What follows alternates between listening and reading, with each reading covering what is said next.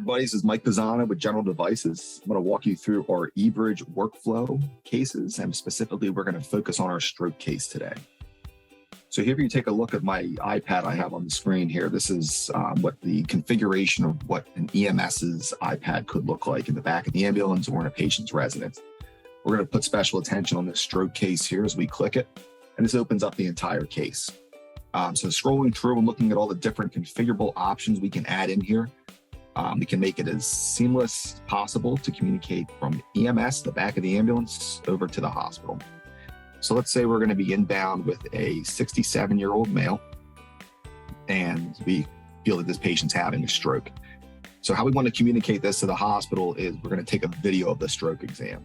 So simply pulling up the video recording, we can understand that. And then we can start a video recording and say, "Sir, go ahead and raise your arms up in the air for me. Smile nice and big," everything like that. We'll do our entire stroke exam, finish that recording, use video, and hit notify. So now the hospital is able to receive a lot more information. Clicking onto that stroke case right there, you can see exactly what the hospital is receiving. And looking back at EMS's iPad, they can add in even more information even after the alert is sent to the hospital. So we're going to move that over, and we'll pull this up. So the hospital can see that they have a 67-year-old male. They're coming in with a stroke, and there's a video attached to this. So the hospital can easily open that video up, play that video recording, and I'm going to show you how simple and seamless it is to send that video recording off to your internal stroke teams. So let's just say EMS is continuing on with their exam of the patient, and they're going to add in a stroke exam.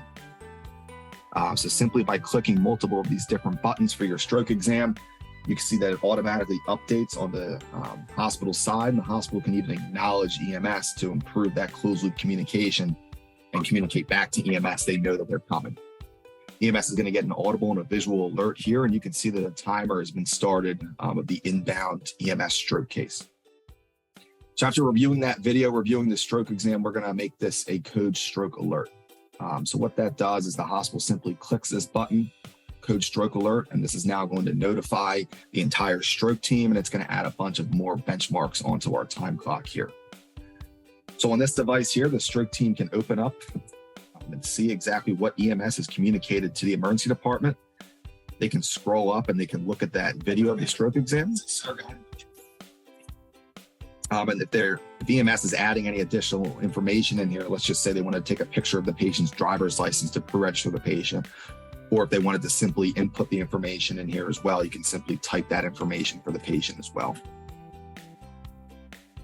All the different strokes of the key that EMS is doing is going to be updated on all these different sides. So you can see now that the hospital is receiving this patient.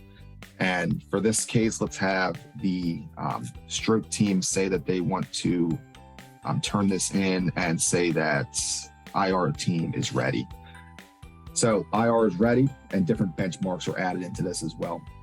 The hospital is able to easily and seamlessly communicate bed assignments back to the team, back to EMS, and back to the stroke team so they know exactly where the patient's going.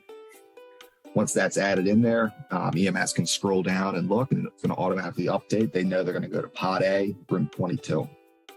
The value to all this information is all of this is not only GPS tracked, so you have a live GPS tracking of where the ambulance is. Obviously, this is not going to be 11 minutes unless we're in a rocket ship. And then you can also go back into our DescribeX server and pull up all the different key points for this case. So our stroke coordinators are looking at this and seeing that all their benchmarks are in one secure location and all one place for them to pull their monthly reports. Thanks, everybody. I appreciate you tuning in to look at our stroke case for eBridge. And I hope if you have any questions, you reach out.